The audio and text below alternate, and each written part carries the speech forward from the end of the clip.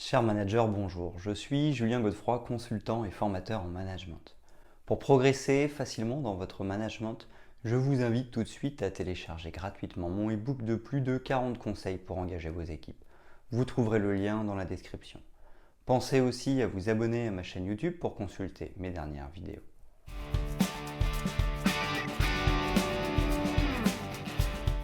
Savoir comment travailler en équipe, c'est comprendre qu'une équipe n'est pas une somme d'individualités. Il doit y avoir une alchimie qui se met en place. Ainsi, tout le monde ira dans la même direction et poussera dans le même sens. C'est mettre à contribution tous les potentiels pour qu'ils travaillent ensemble et soient capables d'aller plus loin. C'est donc pouvoir atteindre des objectifs ambitieux grâce à l'intelligence collective. Cependant, cette alchimie ne prend pas à chaque fois.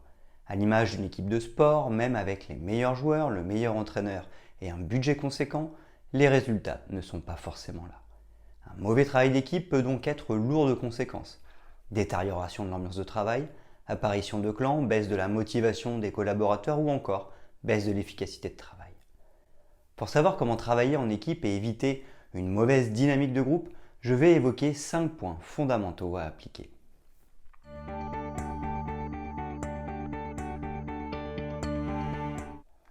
Premièrement, éviter les erreurs courantes. Savoir comment travailler en équipe, c'est d'abord éviter certaines erreurs classiques. Considérer une équipe de travail comme si elle était un problème. Erreur. Une équipe n'est pas là pour nous embêter ou nous mettre des bâtons dans les roues. Au contraire, elle est là pour nous renforcer et ainsi atteindre plus facilement les objectifs. D'où l'intérêt de savoir comment travailler ensemble. Utiliser l'équipe de travail comme une poubelle émotionnelle. Elle n'est pas là pour recevoir toute notre colère et en subir le prix. En tant que manager, nous devons savoir écouter nos émotions pour les gérer. Certes, nous pouvons en faire part à nos équipes, l'intelligence émotionnelle au travail ou encore le protocole de communication non violente nous permettent de comprendre que l'émotion est importante au travail. Elle ne doit pas servir à créer des difficultés pour nos équipes, mais plutôt à mieux nous faire comprendre. Sous-estimer l'importance du travail en équipe. Manager une équipe, ce n'est pas une ligne de plus sur un CV ou un élément du décor supplémentaire qui montre que notre service ou notre magasin est important. Une équipe efficace doit avoir une utilité, il faut donc lui donner du sens et de la consistance. En d'autres termes, déléguer est la clé.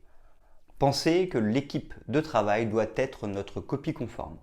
Nous ne pouvons pas attendre d'elle d'avoir le même comportement que nous. En effet, elle en est tout bonnement incapable. Chaque personne ainsi que l'équipe elle-même a sa propre histoire. Cette histoire est différente de la nôtre. Les réactions des individus et de l'équipe sont donc propres. Nous le verrons, des règles sont à respecter, mais chacun doit pouvoir avoir sa liberté d'être ce qu'il est. L'équipe doit pouvoir exprimer ce qu'elle est.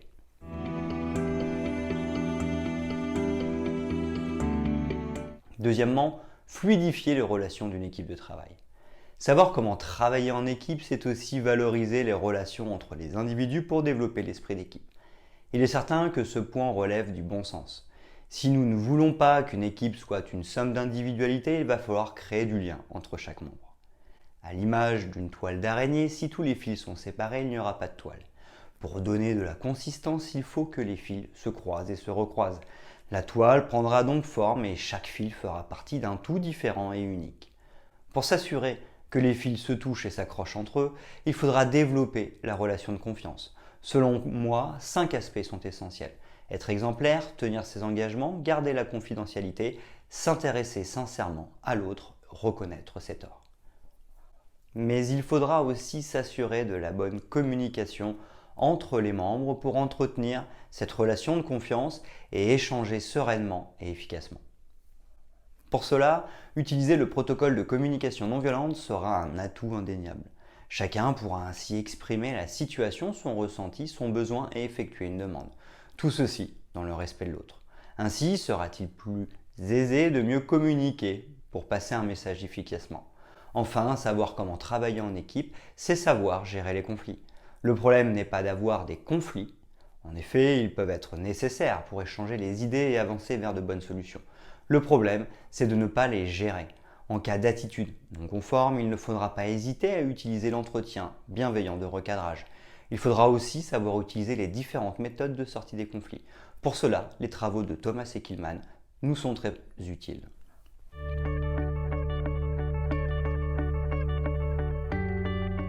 Troisièmement, définir les règles et les valeurs avec votre équipe. En ayant fluidifié les relations, le groupe est en train de prendre forme. Désormais, pour savoir comment travailler en équipe, il va falloir définir des règles. Bernard Nadoulek nous dit « Une entreprise sans ordre est incapable de survivre, une entreprise sans désordre est incapable d'évoluer. » Je suis bien d'accord. L'idée est de trouver un juste milieu qui peut changer en fonction des situations et du contexte. Mais une entreprise a besoin de gestion et de créativité, d'ordre et de désordre. Il est donc bien question, dans un premier temps, de définir des règles de fonctionnement et des valeurs communes. Il faudra organiser des groupes de travail avec nos équipes et les faire travailler sur les règles et les valeurs qu'elles souhaitent avoir au sein du groupe. On parle de travail collaboratif. Ainsi, parce qu'elles auront participé pleinement à l'élaboration des règles et valeurs, elles seront beaucoup plus convaincues. Elles y adhéreront et les mettront en pratique plus facilement. Le rôle du manager est de s'assurer que ces règles et valeurs sont bien en adéquation avec celles de l'entreprise ainsi que de sa mission et de sa vision.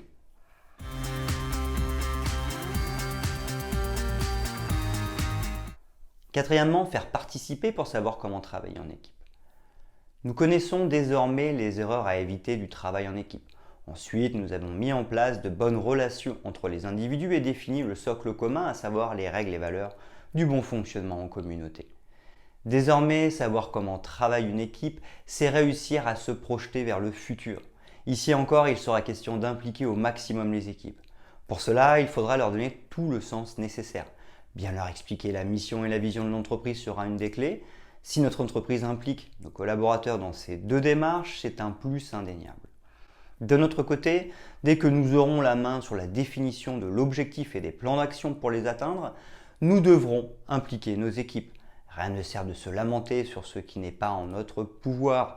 Il est tout à fait logique que dans une entreprise hiérarchique et détenue par des actionnaires, que nous ne puissions pas avoir la main sur tous les sujets. Pour autant, certains aspects et sujets dépendent de nous. Il nous appartient donc de mobiliser nos équipes sur ces points. Il sera aussi question de créer des travaux de groupe pour que les équipes réfléchissent à un objectif commun ainsi que des actions à mener pour l'atteindre. Que ce soit le but, les organisations ou encore la gestion des priorités, il faut maximiser l'expression des équipes. Le management devra donc être participatif. Ainsi, les équipes se mettront en dynamique beaucoup plus intensément.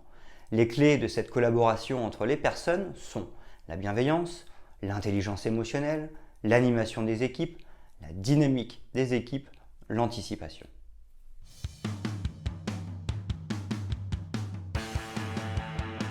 Cinquièmement, connaître l'importance du manager dans le travail d'équipe. Enfin, dernier point essentiel, le manager. Bien évidemment, il faudra développer ses compétences managériales. Pour cela, il y a selon moi 5 grands points à respecter pour bien manager. Limiter les erreurs, garder son humilité, savoir écouter et coacher, accompagner et faire grandir ses équipes de travail, savoir être inutile. Mais pour savoir comment travailler en équipe, il faut ajouter d'autres points. En effet, un autre aspect essentiel sera d'incarner tout ce que nous avons dit avant. En plus d'avoir un leadership certain, il faudra être digne de confiance, bien communiquer et gérer les conflits. Il faudra aussi respecter les règles et valeurs qui ont été définies. De plus, notre attitude et notre travail doivent aller dans le sens des objectifs, des plans d'action et des autres organisations décidées collectivement. Ainsi, il montrera le bon exemple et donnera une consistance plus matérielle aux idées. Le manager est aussi le gardien du temple de l'équipe. Il doit garantir que les collaborateurs se respectent et qu'ils respectent l'équipe. Pour cela, il pourra intervenir en donnant de la reconnaissance sur les bonnes attitudes et le bon travail. Il pourra aussi recadrer les comportements déviants.